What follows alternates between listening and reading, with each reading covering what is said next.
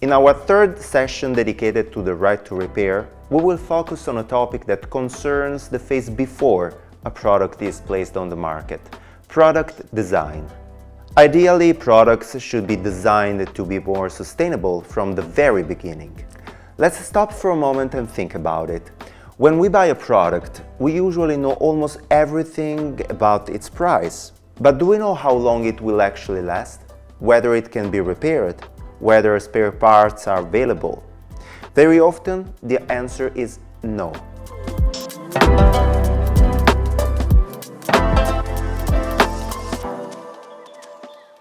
The right to repair is not only about the moment when a product breaks down. It also concerns the way products are designed from the very beginning. For this reason, the European Union introduced another very important instrument, the Ecodesign Regulation 2024-1781.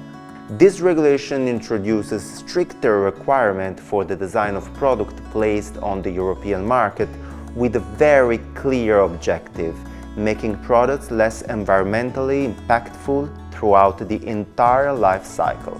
The regulation was adopted in 2024 and entered into force in the same year, making a fundamental step in the European sustainability policies. The goal is to design products that are more durable, more efficient, easier to repair, easier to recycle, and more generally to promote more sustainable models of production and consumption in line with the European 2030 ecological transition goals. Among the measures introduced, we find new design requirements, the promotion of reuse and refurbished products, the ban on destroying unsold products, the obligation for large companies to declare discarded products. But one of the most important innovations is the digital product passport. This is a digital system that collects and makes available essential information about products. In practice, every product will have a sort of digital identity accessible to consumers, companies, and public authorities. This passport will contain information such as the origin and composition of materials, product durability and traceability, the availability of spare parts, repair and recycling possibilities, environmental impact. The goal is to make this information easy to access and compare, increasing market transparency. To support this system, the European Commission will create a secure digital registry containing data on products, economic operators, and production sites.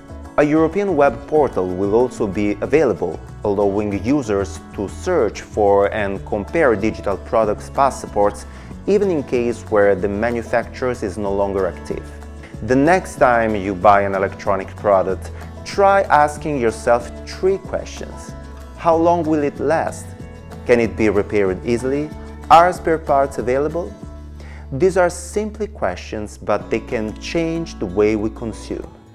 This approach is particularly important because for several categories of products, the production of a new device can represent between 60% and 90% of the total environment impact generated during its entire life cycle.